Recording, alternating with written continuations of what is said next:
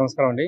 కవిత TRS అని party పేరు పెట్టింది కానీ నిజానికి అది టిఆర్ఎస్ఏ కదా. మరి టిఆర్ఎస్ఏ గా చెప్పకుండా ఓన్లీ టిఆర్ఎస్ మాత్రమే చెప్తుంది. దానిపైన మీ అభిప్రాయం ఏంటి? నథింగ్ అని జస్ట్ జిమ్మిక్ అన్నట్టు ఏదో ఒకటి మభ్య పెట్టేసి పాత పార్టీ ఏదైతే టీఆర్ఎస్ అని చెప్పి పేరు ఉందో ఆ పేరు మీద ఓట్లు దనుకుందామని చెప్పి ప్రయత్నం అన్నట్టు ఇది.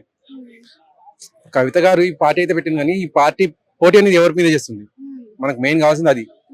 అంటే ఏపీలో చూసుకున్నట్టయితే కాంగ్రెస్ పిసిసి చైర్మన్ ని చేసినా కానీ ఆమె టార్గెట్ మొత్తం కూడా ఓడిపోయిన జగన్ మీదనే ఉంది. మరి ఇక్కడ తెలంగాణలో చూసుకుంటే ఈమె మొత్తం కేసీఆర్ పైననే దూషిస్తుంది ఓడిపోయినప్పటికీ కూడా. మరి ఏమంటారు? అంతే, ఇప్పుడు ఏం పరోక్షంగా యుద్ధం చేస్తుంది కేసీఆర్ అండ్ కేటీఆర్ పైన, కానీ ప్రత్యక్షంగా చూపిస్తుంది మాత్రం హరీష్ రావు అని చెప్పేసి. ఈమె టార్గెట్ అనేది ఓన్లీ టీఆర్ఎస్, అంటే ఒకప్పుడు ఇప్పుడు బీఆర్ఎస్ ఒకప్పుడు టీఆర్ఎస్ అన్నట్టు అదే టార్గెట్ చేసుకుంటుంది. ఈమె ప్రణాళికలు అనేవి ఇప్పుడు బయటకు చెప్పలేదు ఎవరు కూడా.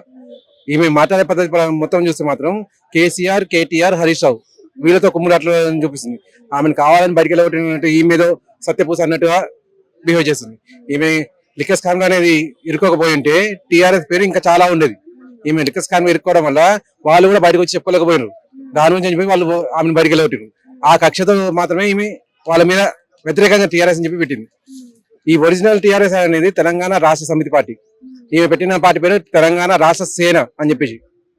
సేనకు సమితికి, సేన అండ్ సమితికి చాలా తేడా ఉంది. ఆ తేడా అనేది ప్రజలు తెలుసుకుంటే ఎవరిని గెలిపించాలని చెప్పి వాళ్ళు కూడా క్లియర్ అర్థమైపోతుంది.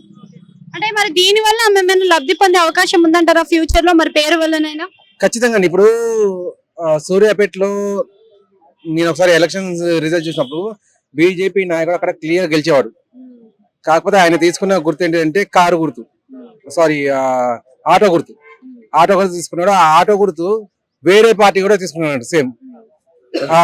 సేమ్ అంటే వార్డు మెంబర్ ప్లస్ సర్పంచ్ అని చెప్పి ఉంటారు కదా, ఆ రకంగా తీసుకోవడం వల్ల ఏమైందంటే ఈయన తీసుకున్న పార్టీకి ఓట్లు లేకుండా ఆ అబ్బాయికి ఓట్లు పెరిగినాయి.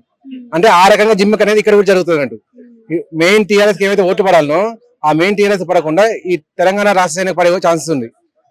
ఆ ఒక్క రీజన్ తోటి ఈ పార్టీ పేరు తీసుకోవడం జరిగింది.